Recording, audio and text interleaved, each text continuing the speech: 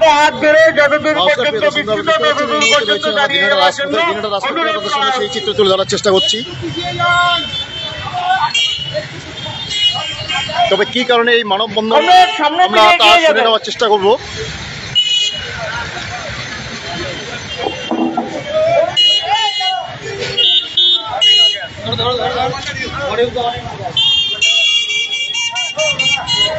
Comrade আরো এগিয়ে যাবেন।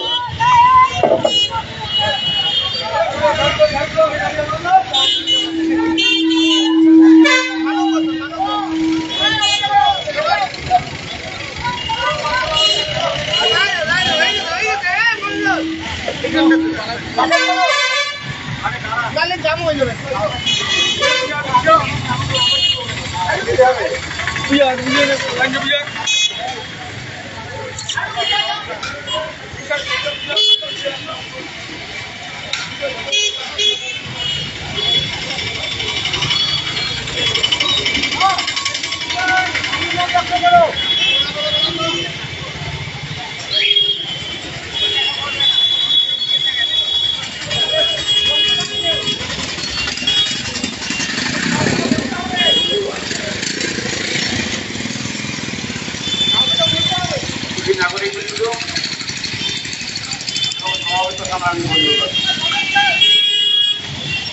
আজ ভারতের ৭৬তম প্রজাতন্ত্র দিবস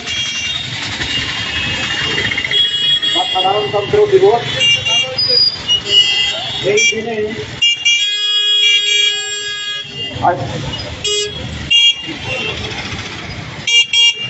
এই দিনে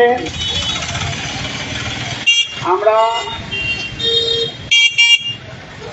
আমাদের দেশের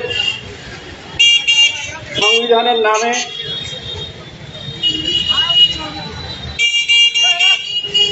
আমরা শপথ গ্রহণ করছি। কেন এই কর্মসূচি? আমাদের হাতে হাত ধরে জাতি ধর্ম বর্ণ নির্বিশেষে মানুষের মধ্যে ঐক্যবদ্ধ সংগ্রাম রচনা করতে চাচ্ছি। কেন বলছি যে আমাদের দেশের সংবিধান আজকে আক্রমণের মুখে, তাকে ধ্বংস করবার প্রয়াস নিচ্ছে স্বয়ং কেন্দ্রীয় সরকার। আপনারা সকলে জানেন আমাদের দেশ মহান ভারতবর্ষ।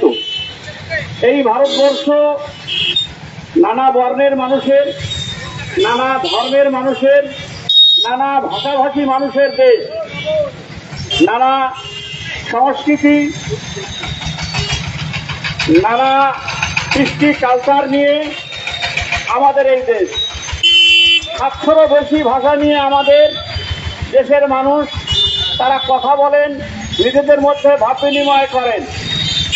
এই দেশে যদি চেষ্টা হয় কোনো একটি ভাষা গোটা দেশের ভাষা হিসেবে চাপিয়ে দেওয়া, তাহলে পরে দেশের অখণ্ডতা বিঘ্নিত হবে। আমরা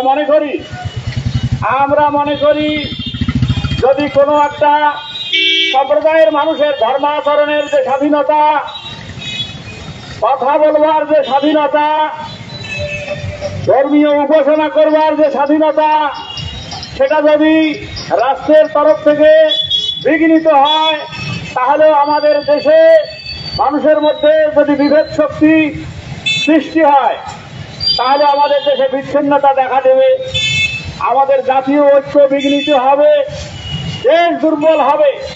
মানুষের ঐক্যবদ্ধ শক্তি হচ্ছে দেশের শক্তি। সেই শক্তিকে আমরা বলি যে কোনো মূল্যে রক্ষা করতে হবে। সে কারণেই আমাদের আবেদন, চেষ্টা হচ্ছে এক দেশ এক ভাষা করবা, চেষ্টা হচ্ছে এক দেশ এক ভোট করবা। আমাদের দেশ যুক্তরাষ্ট্রীয় কাঠামো।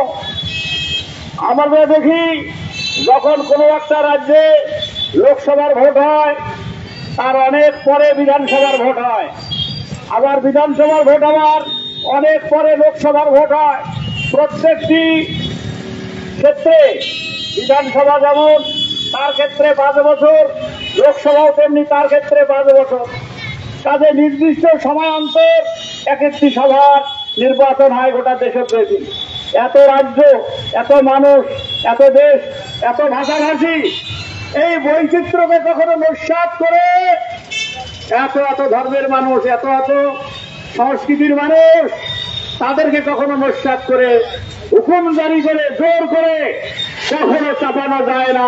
কারো মত বা কারো ধর্মীয় আচরণ জোর করে সবার উপরে কখনো চাপানো যায় না।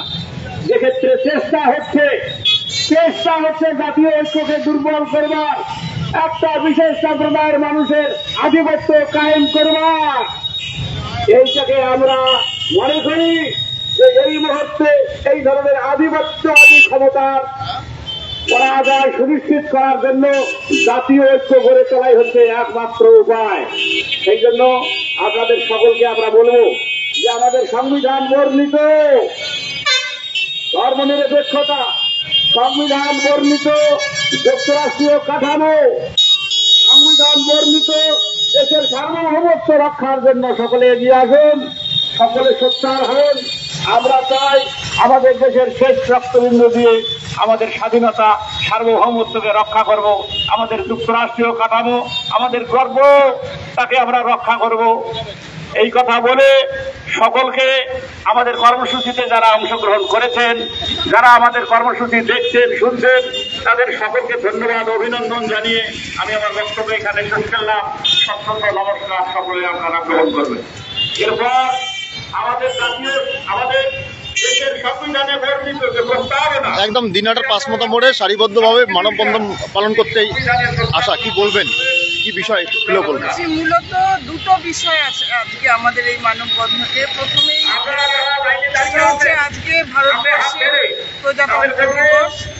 1950 সালে 26শে জানুয়ারি সংবিধানকে সামনে রেখে আমাদের যে সেই সংবিধান আজকে বিপন্ন, সেই দেশের নাগরিকদের জীবন জীবিকা বিপন্ন, এবং জাতীয় স্তরে এবং সামাজিক পারিবারিক ক্ষেত্রে আমরা যে বিভেদের বীজ ছড়াতে দেখছি চারদিকে, বিচ্ছিন্নতাকামী শক্তিকে, তাদের বিরুদ্ধে আমাদের বাণী, আমাদের ঐক্যবদ্ধতা প্রকাশ করবার জন্য আজকে আমাদের এই মানববন্ধন। দ্বিতীয়ত, যেটা আমাদের পার্টির কর্মসূচি, মার্ক্সবাদী কমিউনিস্ট পার্টি কোচবিহার জেলা সম্মেলন আগামী 4 ফেব্রুয়ারি 3 তারিখে রয়েছে প্রকাশ্য সমাবেশ। বক্তা থাকবেন রাজ্য সম্পাদক কমরেড মোহাম্মদ সেলিম। সেই কর্মসূচির প্রচারের জন্য আজকে আমাদের মিছিল হলো পাঁচমাথা মোড়ে আমাদের মানব কর্মসূচি। আমরা বার্তা দিতে চাই যে শিক্ষা, স্বাস্থ্য, বাসস্থান, নদী, মাটি, বালি, কয়লা থেকে বাচ্চাদের মিড ডে মিল, জামা কাপড়, স্কুলের সিলেবাস, সব কিছুতে যে কারচুপি, যে অনাচার এবং যে পরিমাণ নোংরামি চলছে, চুরি চলছে, নির্যাতন চলছে, সব কিছুর বিরুদ্ধে প্রতিবাদ জানাতে সেই জন্যই আমাদের মানববন্ধন কর্মসূচি। আমাদের এই কর্মসূচি নিশ্চয়ই একটা বার্তা রাখবে দিনহাটাবাসীর কাছে, যাতে তারা সদর্থকভাবে চিন্তা করতে সমর্থ হয়। ম্যাডাম, আপনার নাম, দলে কি দায়িত্ব রয়েছে? কৃষ্ণা ব্রজবাসী, আমি এরিয়া কমিটি। আমরা শুনে নেওয়ার চেষ্টা করলাম দিনহাটা পাঁচমাথা মোড় থেকে, আপনাদের পুরো চিত্র তুলে ধরার চেষ্টা করছি। আমাদের গণপরিষদ আজ 1949 সালে 26শে নভেম্বর এত দ্বারা এই সংবিধান গ্রহণ করছি, লিপিবদ্ধ করছি এবং নিজেদের অর্পণ করছি। অর্থাৎ 1947 সালের 15ই আগস্ট আমাদের দেশ স্বাধীন হওয়ার পরবর্তী সময়কালে দেশের নাগরিক কর্তৃক প্রণীত, ডক্টর বি.আর. আম্বেদকর প্রণীত যে সংবিধান, সেই সংবিধানের দ্বারাই আমাদের দেশ পরিচালিত হচ্ছে। কাশ্মীর থেকে কন্যাকুমারী, কচ্ছপ থেকে কোহিমা, গোটা ভারতবর্ষে বৈচিত্র্যের মধ্যে ঐক্যকে সুসংহত করে দেশের অখণ্ডতা, ধর্ম নিরপেক্ষতা রক্ষার প্রশ্নে আজকের দিনে দাঁড়িয়ে আমরা আজকে শপথ নিচ্ছি এবং সব অংশের সাধারণ মানুষ এবং আমরা আমাদের কমরেডদের কাছে আহ্বান রাখছি, আসুন আমরা হাতে হাত ধরে ঐক্যবদ্ধ হই, দেশের অখণ্ডতা, ধর্ম নিরপেক্ষতা, সাম্যবাদ, সমাজতন্ত্র রক্ষায় অঙ্গীকারবদ্ধ হই। অল্প সংক্ষিপ্ত বক্তব্য রেখে আমাদের পার্টির জেলা সম্পাদক মন্ডলীর সদস্য কমরেড প্রবীর পাল আজকের এই কর্মসূচির সমাপ্তি ঘোষণা করবে।